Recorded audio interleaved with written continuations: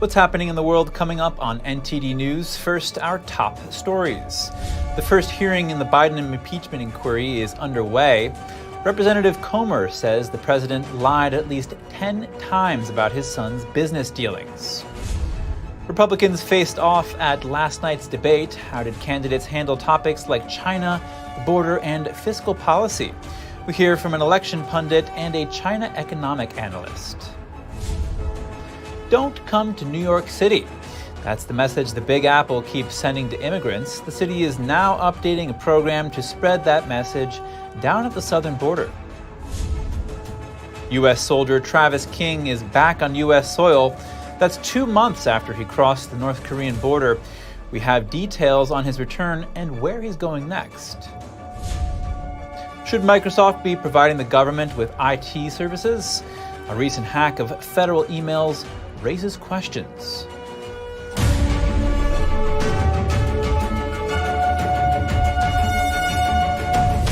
Welcome to NTD News Today. I'm Chris Beers. Our top news: House Republicans holding their first hearing into President Biden. The House Oversight Committee is detailing their investigation into the Biden family's business dealings. Received millions from Chinese companies with significant ties to Chinese intelligence and the Chinese Communist Party. Just this week, we uncovered 2 additional wires sent to Hunter Biden that originated in Beijing from Chinese nationals. This happened when Joe Biden was running for president of the United States, and Joe Biden's home is listed as the beneficiary address. At least 10 times, Joe Biden lied to the American people that he never spoke to his family about their business dealings. He lied by telling the American people that there was an absolute wall between his official government duties and his personal life. Let's be clear, there was no wall. In his opening statement, House Oversight Committee Chairman James Comer said the Biden family created over 20 shell companies which amassed more than $20 million between 2014 and 2019. According to Comer, Joe Biden was the brand and made numerous appearances with business targets and associates to signal access, influence, and power. The Republicans argued that Biden should be held accountable for the alleged corruption.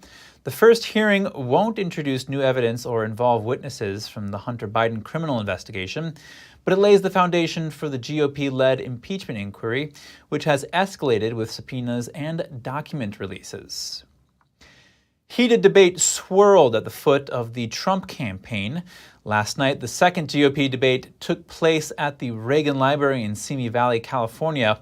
Now the director of the Presidential Roller Coaster 2024 weighs in on what's still looking like the race for second place. Roger Simon, thank you for joining us. Pleased to be here.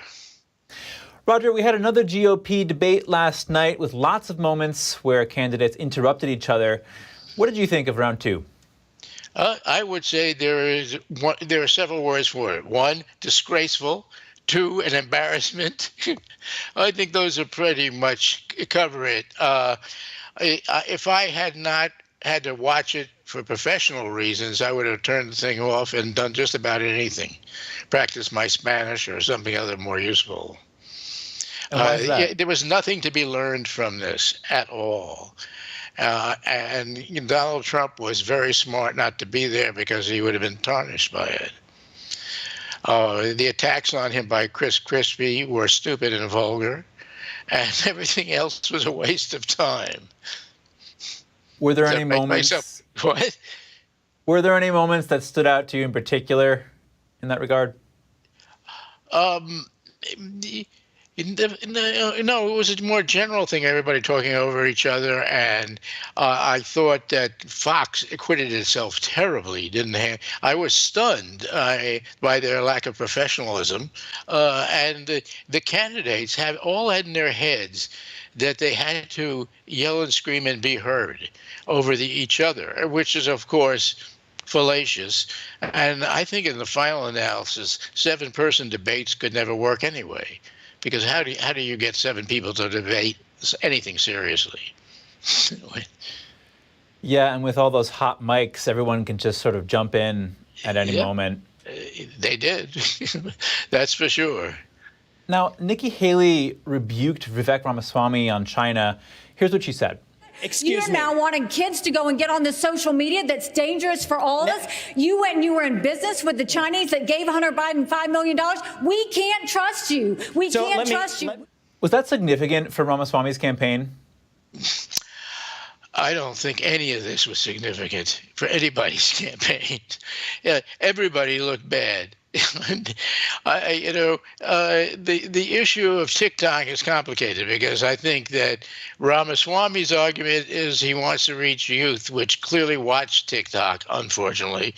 Secondly, on the other hand, Haley has a point that we should boycott TikTok. But the whole thing is ridiculous because it's all being dealt with on the shallowest possible level. Nothing was dealt with in any kind of significant way. Now let's turn to Donald Trump. You mentioned him in the beginning briefly. He wasn't at the debate again. Do you think this debate affected his campaign in any way, good or bad? Oh, maybe good. If you look at the polls I did this morning, I appear every Thursday morning very early on Tennessee radio. And so we were looking at all the polls. Daily Mail, which has a very wide audience, said it gave 75% to Trump and everybody else in single digits, as did Breitbart. Of course, Breitbart is a very MAGA site. But nevertheless, I think this did no damage to Trump whatsoever. In fact, I think it reiterated for him not to appear in the next debate. All right, Roger Simon, director of the Presidential Roller Coaster 2024. Thank you. Thank you. China mentioned at least as much as Trump at last night's GOP debate.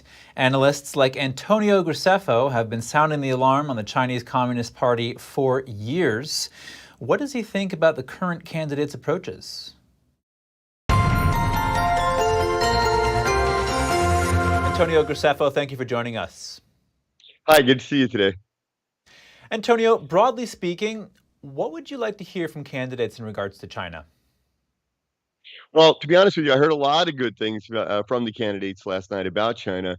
Of course, I always want to hear a very strong statement. And the other thing that was missing with some of them was I did not hear them specifically say the U.S. would fight for Taiwan. Was there anything that stood out to you as particularly notable that they said? What I thought was very interesting is that for many years now, I have been saying that immigration and Russia are linked to the China issue, and several of the candidates hit on that yesterday. Tim Scott wants to end birthright citizenship. Chris Christie brought up the fact that Chinese nationals are coming to the southern border. The other thing that several of them linked, Christie and Haley in particular, linked fentanyl to China. The drug crisis now has been identified as by the Department of Homeland Security as the single largest national security threat, and now that's being linked to China as well. Was there any candidate that came out on top in regards to the China issue in your mind? I have to say I was very impressed with Tim Scott. I was impressed with Chris Christie, Nikki Haley. They were all hitting points that I've been saying for years, that we have to link these issues. They're not distinct. We have to win in Ukraine, whether you agree with the Ukraine war, you disagree, you like it, you don't like it. If Putin wins in Ukraine, this sends a message to Xi Jinping that he could do whatever he wants with Taiwan. And several of the candidates made that distinction. Vivek Ramaswamy, I think, is a bit of a question because he has China ties and World Economic Forum ties, which disturbed me a little bit. Yeah, and Nikki Haley really drilled into him about that. Now, Antonio, Governor Ron DeSantis said he would follow a hard power approach if he was president, in regards to China, that is. What would such a hard power policy look like if he was president? Well, it's interesting. He would want to stop importation of goods that contained stolen IP. I think that's a very good idea. That's a very nice policy. He said he wants to end the asymmetric relationship with China, where China has this huge trade surplus. That's wonderful. That's an objective. That's not really a policy. That's not really okay, well, what specifically would you do? And when he says he wants to end importation with stolen IP, wonderful, but how would you do that? Are we going to analyze every product one at a time, and slowly ban this product, that product? So I really like where his heart is on the China issue. I don't know that he had specific policies. And Donald Trump, who obviously wasn't at the debate last night, spoke to Michigan auto workers last night about making cars in the U.S. and bringing manufacturing home. How would that impact China if it were made possible? Yeah, the more we can manufacture here rather than China, obviously it takes revenue away from the CCP. I mean, every dime that you're spending in China, every dime you're spending on imported products is going into the pocket of the CCP. They're using that money to modernize and to expand the PLA. Recently I did a story that we discovered that China's total defense spending is a lot higher than what we believed it was because of how they categorize it in their budget. That money is coming from U.S. investors and U.S. consumers. All right, Antonio Graceffo, thank you again. Thank you for having me. Kari Lake will launch her U.S. Senate campaign on October 10th. This was initially reported by the Wall Street Journal, and a source close to her confirmed this information to NBC News later. That would further scramble a contest for the seat held by Senator Kyrsten Sinema. It could end up as a three-way general election. Sinema switched from Democrat to Independent in December, and Congressman Ruben Gallego entered the Democratic primary in January.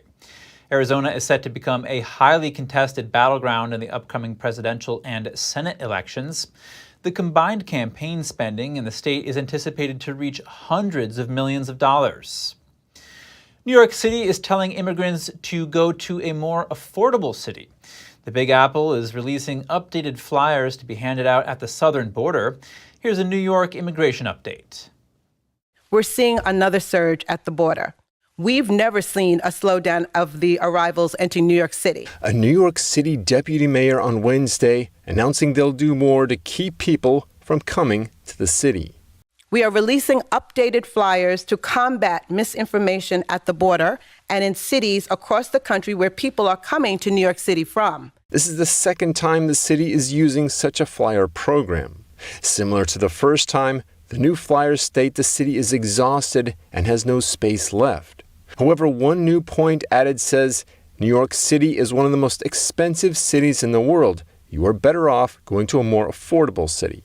At the same time, the city is working to reduce the number of illegal immigrants it has to care for. We're also working to increase exits from the shelter system through intensive case management, our work authorization sprint, and our 30-day notices. Also this week, a veteran of the Korean War says he was kicked out of his assisted living shelter in the Big Apple.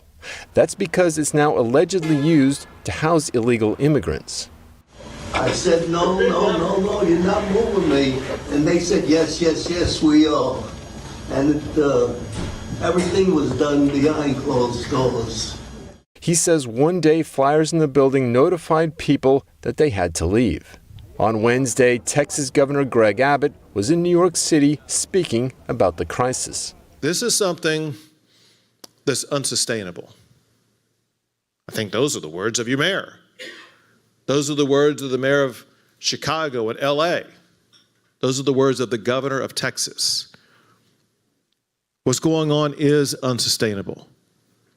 It's a crisis, it's chaotic, and it must stop. At the event, Abbott also advocated for buoys he set up in the Rio Grande River, saying they're much cheaper than a border wall. Coming up, a bipartisan bill in the House of Representatives aims to protect funding for hunting and archery programs in schools. And Meta CEO Mark Zuckerberg kicked off the company's annual products conference. What was unveiled? More in just a moment here on NTD News Today.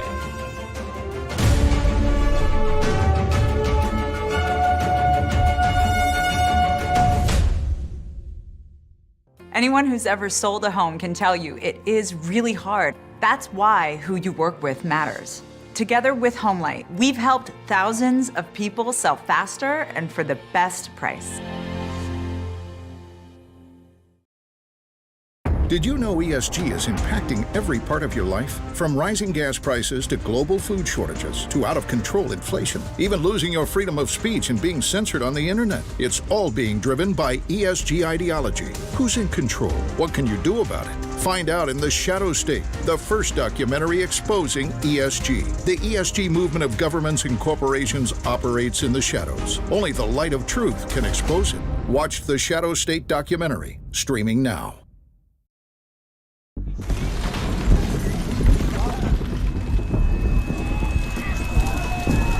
To a child, this is what conflict looks like. Children in Ukraine are caught in the crossfire of war, forced to flee their homes. A steady stream of refugees has been coming across all day. It's bitterly cold. Lacking clean water and sanitation, exposed to injury, hunger. Exhausted and shell-shocked from what they've been through. Every dollar you give can help bring a meal, a blanket, or simply hope to a child living in conflict. Please call or go online to GiveNowToSave.org today with your gift of $10 a month. That's just 33 cents a day. We cannot forget the children in places like Syria, born in refugee camps, playing in refugee camps, thinking of the camps as home. Please call or go online to GiveNowToSave.org today with your gift of $10 a month. Your gift can help children like Ara in Afghanistan, where nearly 20 years of conflict have forced the people into extreme poverty. Weakened and unable to hold herself up, Ara was brought to a Save the Children center where she was diagnosed and treated for severe malnutrition. Every dollar helps. Please call or go online to GiveNowToSave.org today with your gift of $10 a month, just 33 cents a day. And thanks to special government grants that are available now, every dollar you give can multiply up to 10 times the impact. And when you use your credit card, you'll receive this special Save the Children tote bag to show you won't forget the children who are living their lives in conflict. Every war is a war against children. Please, give now. Life doesn't always give you time to change the outcome. Prediabetes does. With early diagnosis, prediabetes can be reversed. Take the 1-minute prediabetes risk test today. Go to doihaveprediabetes.org. Welcome back. The American soldier who crossed the border into North Korea is now in U.S. custody. Private Travis King landed at a U.S. military base in Texas today after North Korea released him with the help of Sweden. Here's the story. This is the moment U.S. Army Private Travis King landed at a military base in Texas on Thursday. Arriving at Kelly Airfield Base in San Antonio, the 23-year-old can be seen disembarking with a group of people. King was expelled from North Korea this week following a surprise dash across the militarized border in July.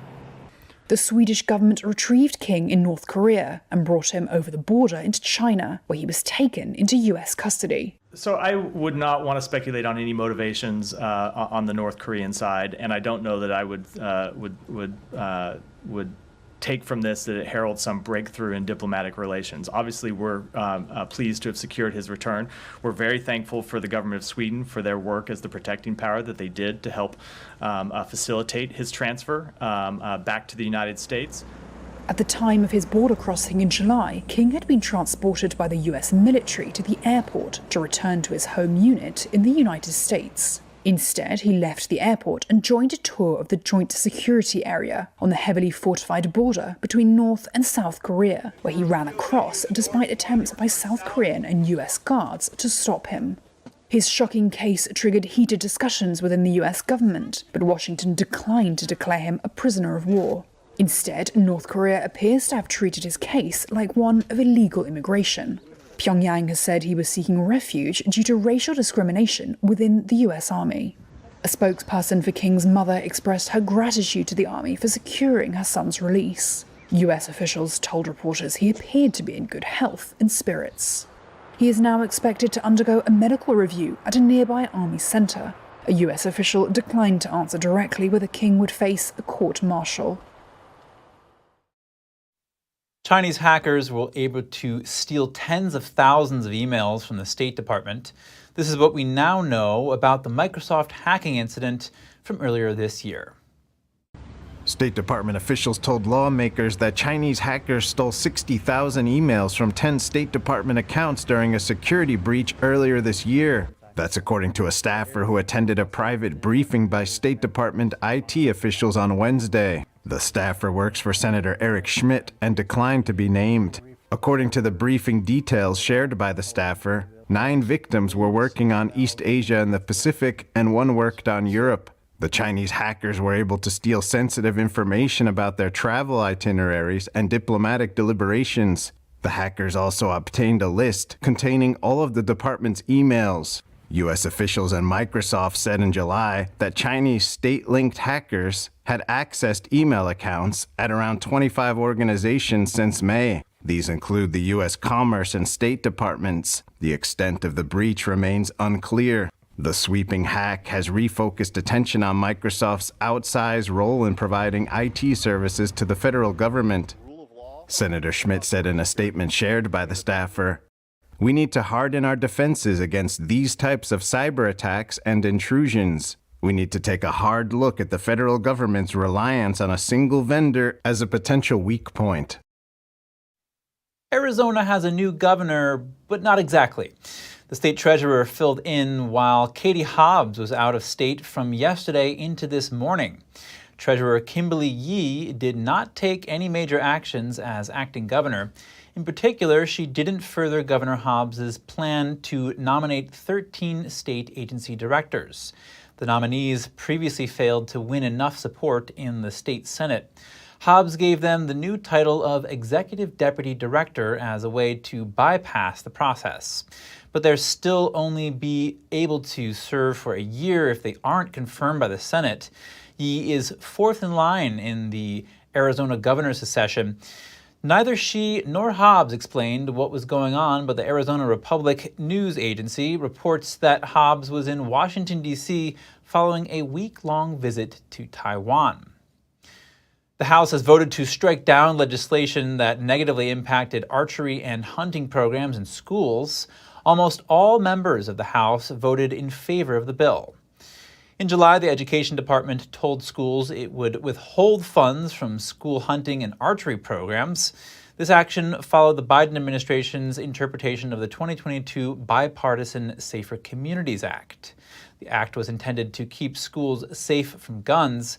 It was passed after the shootings in Buffalo, New York, and Uvalde, Texas. Many schools have already gotten rid of hunting and archery courses due to the funding cut. School sports organizations complained, but the Education Department said it would only change its stance with a change in the law. A unanimous vote in the Senate has formalized what members are required to wear. Senators will not be allowed to wear casual attire anymore. Though we've never had an official dress code, the events over the past week have made us all feel as though formalizing it is the right way forward. Senators pushed for a formal dress code after Senator Fetterman started coming to work in shorts and a hoodie. Now members on the floor will be required to wear business attire.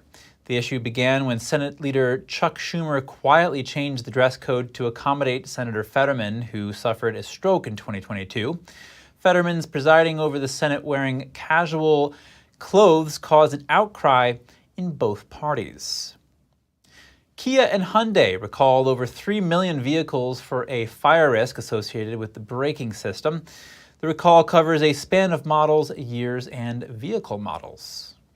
The problem was that there are fires in the vehicles, and they're starting because brake fluid is leaking onto an electrical component. We're a little concerned that the recall might not address all of the safety issues involved here. It might address specifically the fires, but it doesn't really address the underlying defect. The fires start because brake fluid could leak onto anti-lock braking system components and ignite engine compartment fires. Car makers advise owners to park outdoors and away from structures until repairs are done. Auto safety expert Michael Brooks says the companies will replace one fuse with another in the recall. However, brake fluid can still leak and cause problems. The recalls cover multiple car and SUV models from 2010 through 2019 model years. Hyundai reported the issue caused 21 fires in the U.S. and another 22 incidents, including smoke, burning, and melting parts. Kia reported 10 fires and melting incidents. Dealers will replace the anti-lock brake fuse at no cost. Kia and Hyundai will send notification letters to owners in mid-November. Meta CEO Mark Zuckerberg kicked off the tech giant's developer conference, the focus on virtual reality and artificial intelligence. Here with us live is NTD Business host Don Ma. Don, how are you doing today?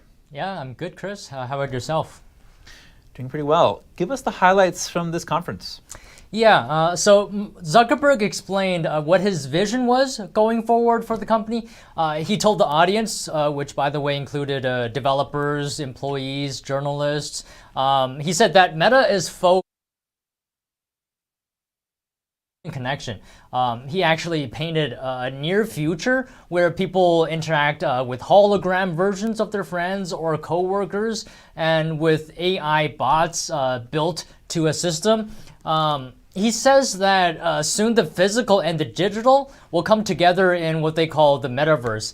So Meta is in the midst of a corporate transformation that it says will take years to complete. But basically it wants to evolve from a provider of social platforms to a dominant power in a virtual reality world. Man, the part about robots and holograms really sounds like Star Wars. What products were shown at the event? Yeah, so during the annual products conference, Meta unveiled a new mixed reality headset, as well as Ray-Ban smart glasses and artificial intelligence-powered chatbots. So as for the VR headset, the company released the Quest 3, which it said was its first mainstream headset built for mixed reality. So, for anyone thinking of experiencing VR, Quest 3's price starts at $499 and will start shipping next month. And as for Meta's Ray-Ban smart glasses, they have two primary purposes here. The first is to replace your headphones, so you can actually make phone calls and listen to music with them. And the other thing is that it can record video because it has two cameras on the front. What is Meta showcasing in the artificial intelligence space? Right. Meta also unveiled more than 24 chatbots that will work within its social media applications. The company announced Meta AI actually during this conference. This is a conversational assistant. It's going to be available on WhatsApp, Messenger, and Instagram, and it can deliver real-time information and generate photorealistic images simply from users' text prompts.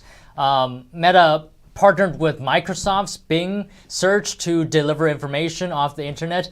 Meta AI will be built into the smart glasses as well as an assistant, of course, and a software update planned for next year will give the assistant the ability to identify places and objects that people are seeing, as well as to perform language translation. So those are some of the features.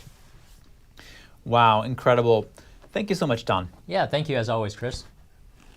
As Generation Xers approach retirement, many are worried they haven't set aside enough money.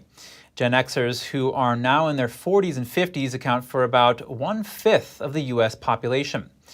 But as the next group to retire behind the baby boomers, their experience may be a cautionary tale.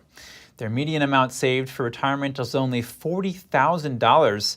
That's according to a report from the National Institute on Retirement Security. Older Gen X adults are more likely to have pension income to supplement their own savings and Social Security benefits, but that accounts for just 14% of working Generation Xers. Financial planning experts say there is still time for many to make up for lost time and savings, but a number will have to face the prospect of working longer and pursuing a later retirement around age 70. Coming up, Taiwan unveiled its first home-built submarine, a step that President Tsai Ing-wen called a milestone amid Beijing's mounting aggression. What is the biggest threat facing the Ukrainian army? Frontline soldiers say it's Russian drones, Let's see how they're fighting back. And a shocking figure, more than half of the Armenians living in a disputed region have fled their homes. We'll have the details soon when we return.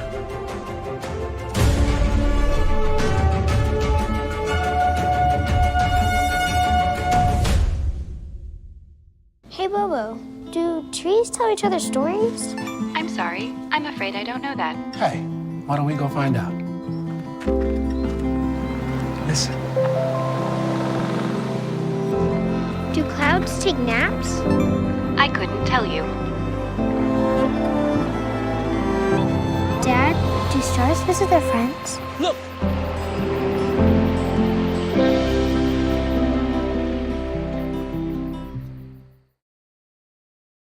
My dad's name was David. He always talked about getting life insurance, and now it's too late.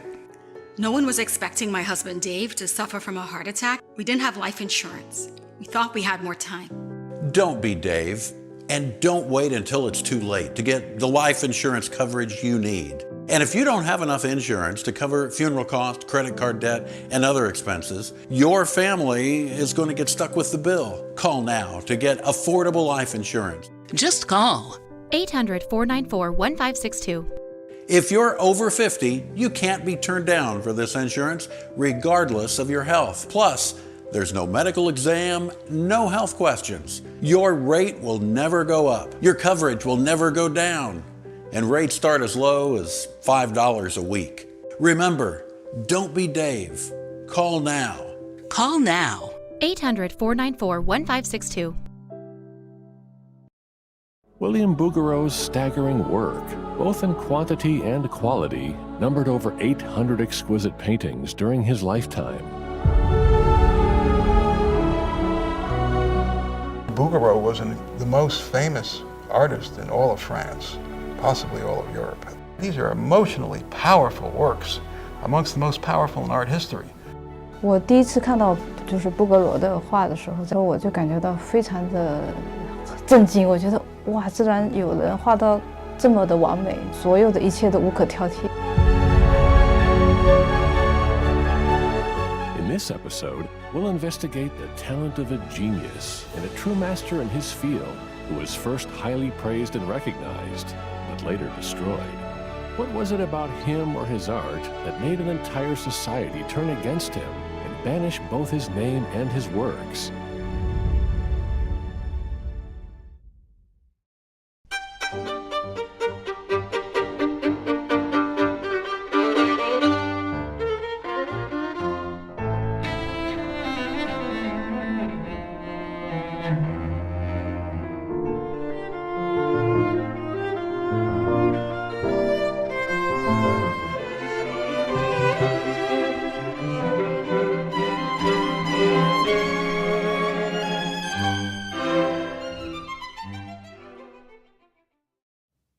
And we're back with some brief headlines from Asia. Taiwan now owns its first homegrown submarine.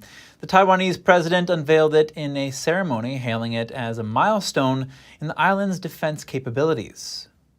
The plan for building our own submarines is an important combat force for protecting Taiwan's maritime borders. We have already taken an important step towards this. We have to deal with the gray zone activities. We have to deal with the everyday military threat coming from China.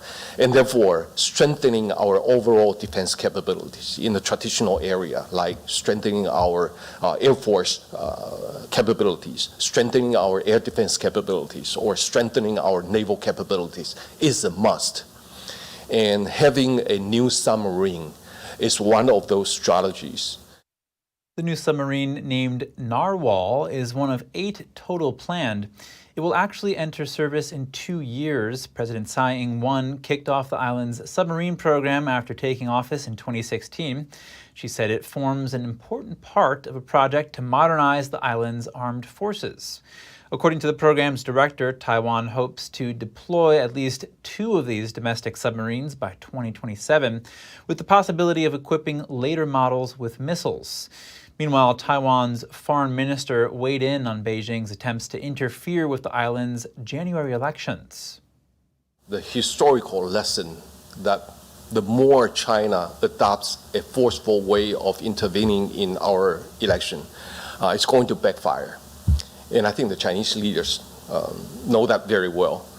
So it's not likely for them to do anything major to threaten Taiwan or anything so visible that the Taiwanese people understand that they are trying to intervene in our election.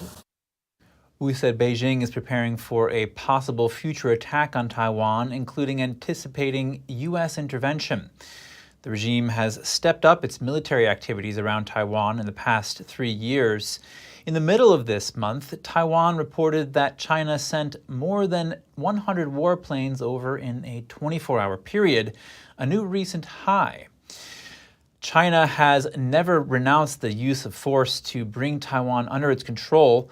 Beijing claims it as its own territory despite never having ruled the island. Over in mainland China, the country opened its first cross-sea bullet train line. This is near the Taiwan Strait in the coastal province of Fujian. The railway spans over several bays along the coast. It's over 170 miles long, and the bullet train can reach speeds of over 200 miles per hour.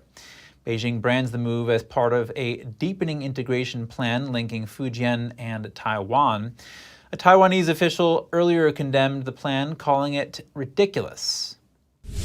And a major drug bust in Thailand. Police have seized over 15 million methamphetamine pills, over 900 pounds of crystal meth, and heroin. In total, it's worth over $800 million. 4 people were arrested. The drugs were found at a house north of Bangkok, but officials say they came from a neighboring country. Thailand's justice minister hailed the operation as a significant accomplishment.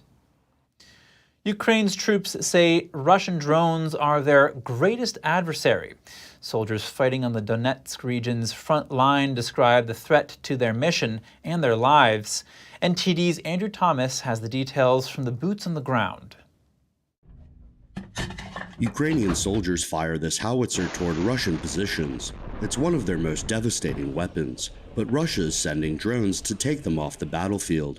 Their drones, Landsets, Cubs, are our main fear. It is very hard to work from the open positions because they fly their drones every 30 minutes and could strike us. This is the only fear. As artillerists, they are not very accurate. Landsets are the main danger. Ukrainian soldiers are getting creative to protect their howitzers.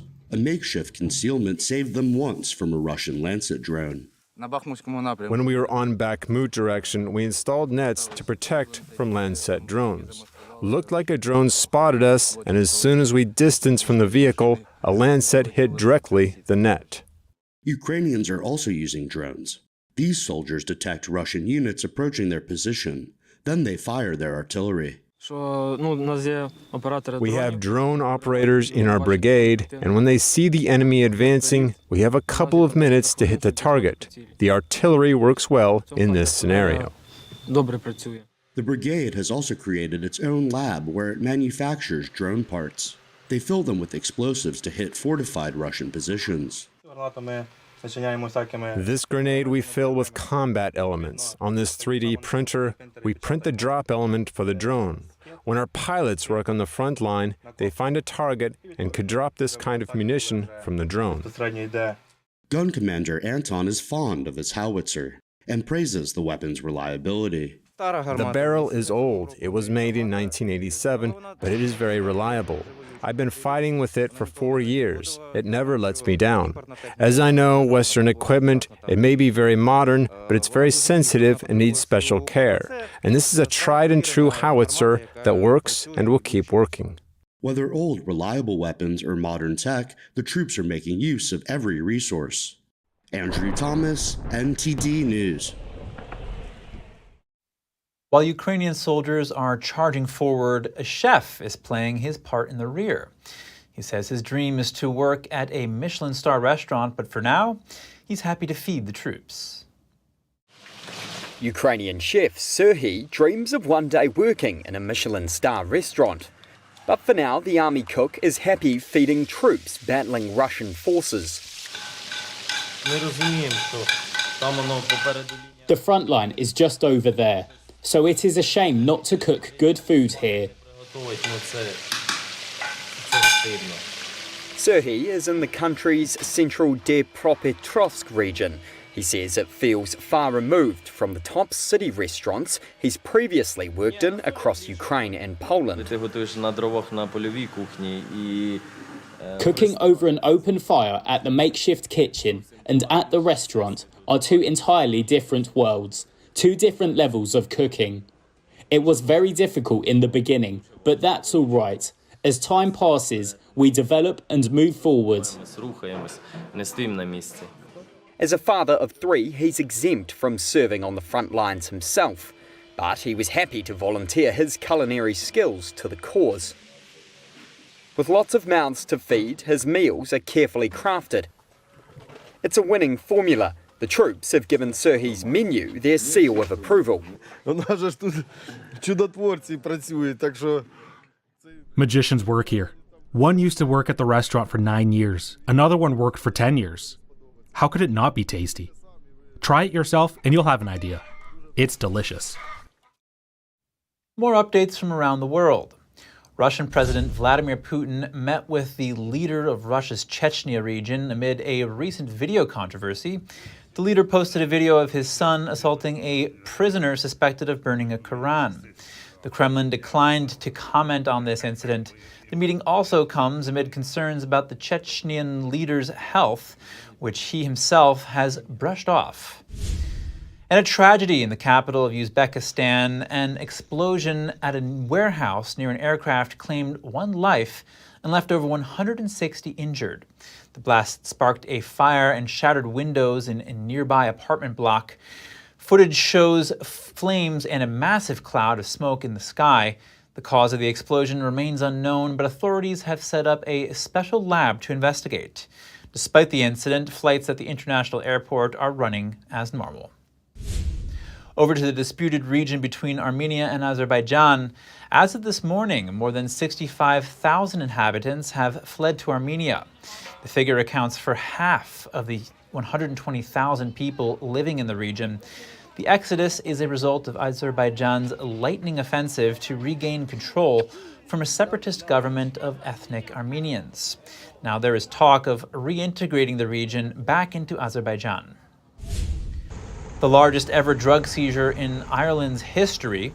The police say it included more than 2,200 kilograms of cocaine worth about $165 million. The drugs were seized from a vessel from South Africa, recovered off the coast.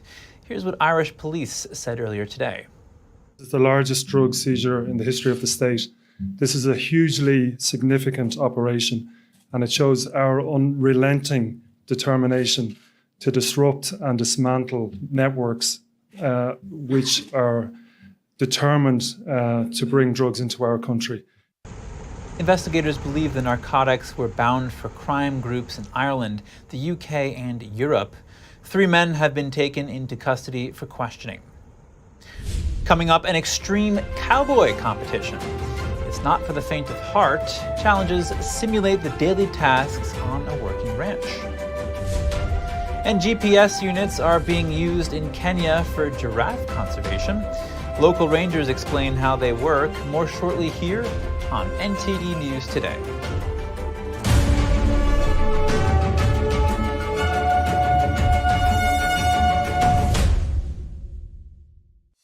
Does this look familiar? You probably think this is what owning hearing aids would be like. Let me tell you, there's a better way. The Atom by Audion Hearing. The all-new Audion Atom is the world's first wireless charging hearing aid under $100. The Atom comes with an easy-to-use wireless charging dock.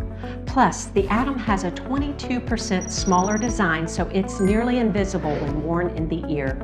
That's why we have over 250,000 happy customers. Each pair has a 45-day money-back guarantee, so there is zero risk in trying them. Call 1-800-918-3109. That's 1-800-918-3109. Call 1-800-918-3109 or go to audionhearing.com to get your pair of Audion Atom hearing aids for only $99.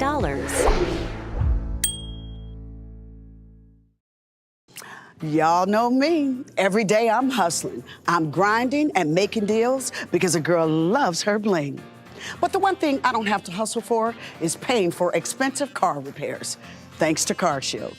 Plans through CarShield can protect up to 6,000 parts and systems in your car, including the engine, transmission, air conditioner, entertainment system, and more. That's right.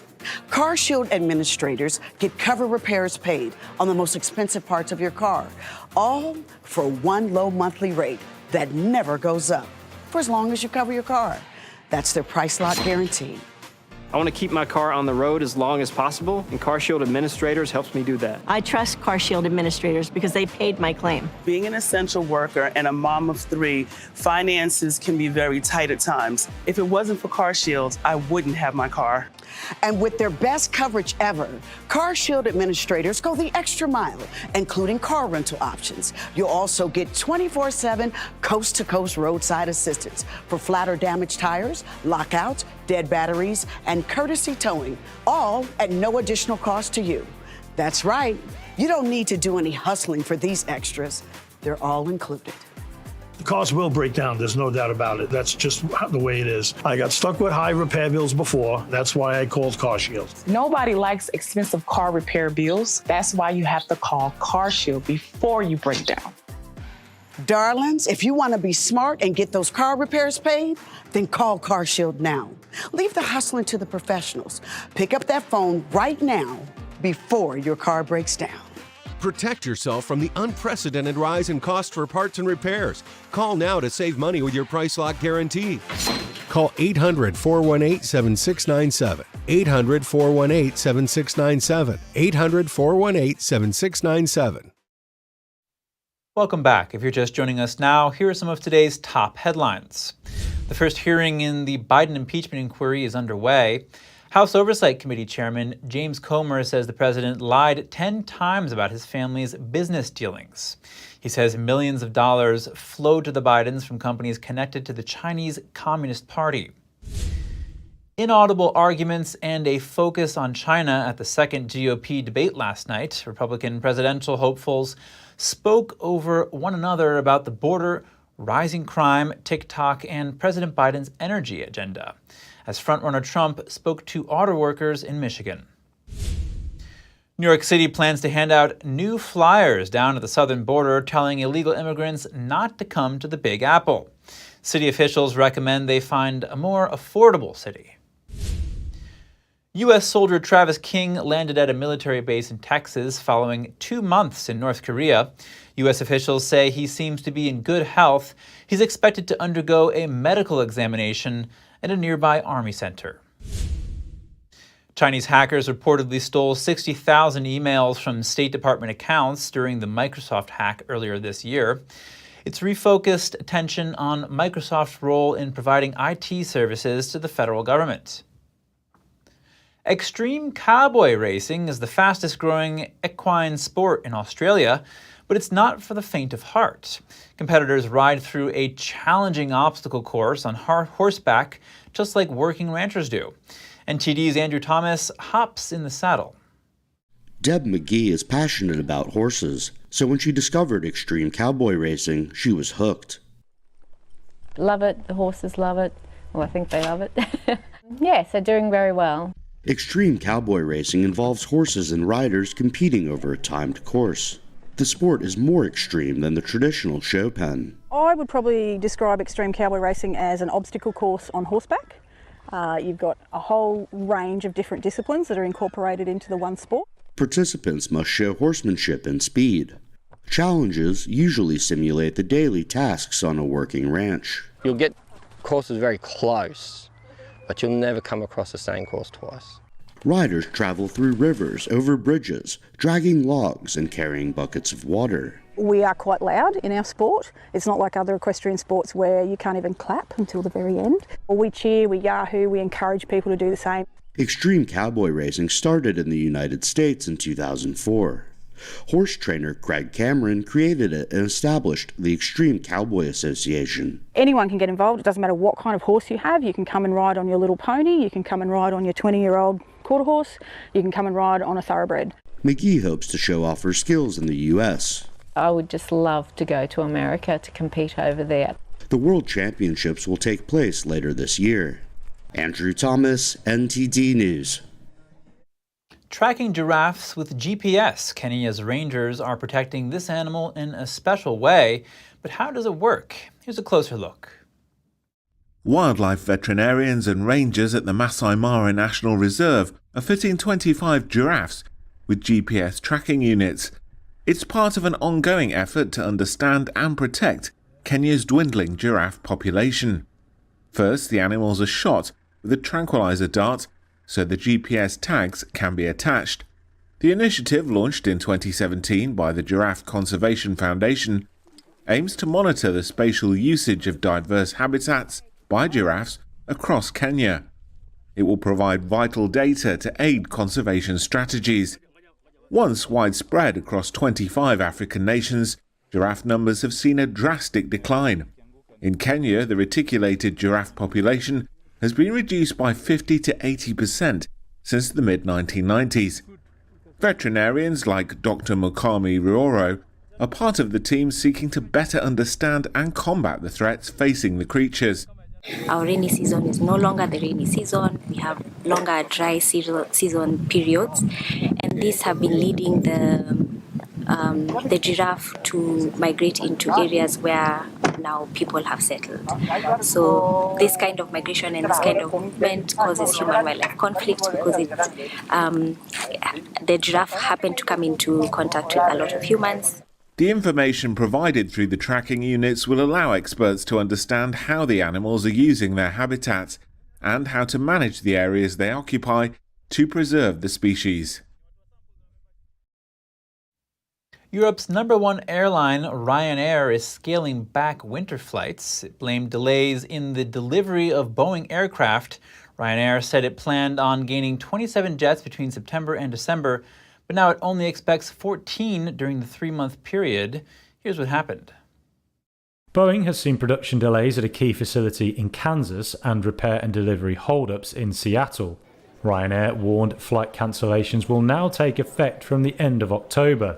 The Irish airline says passengers will find out which journeys are affected in the coming days.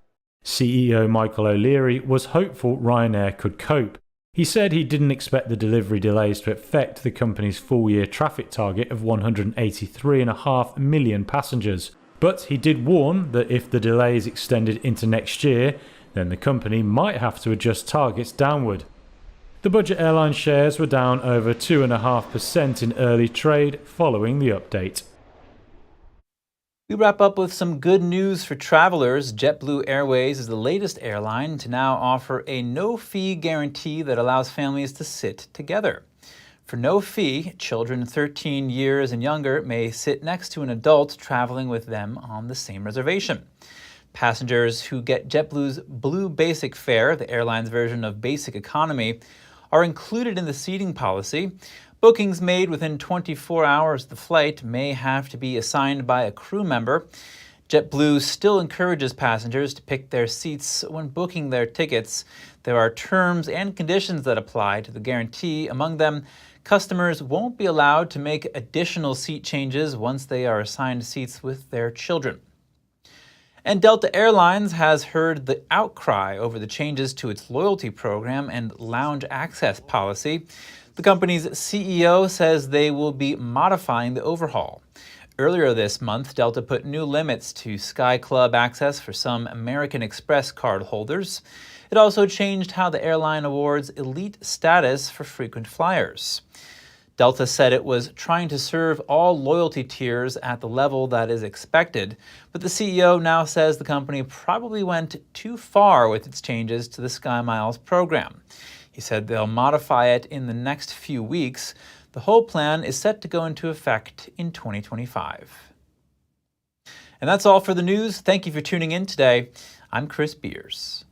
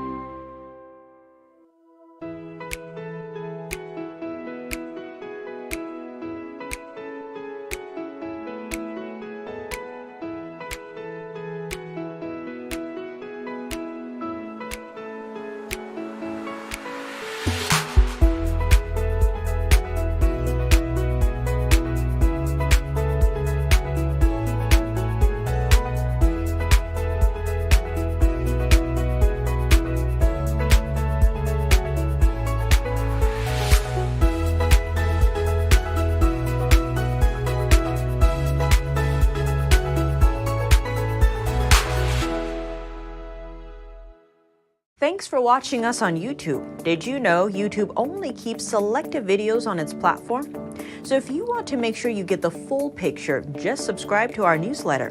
Go to newsletter.ntd.com and sign up. It's free.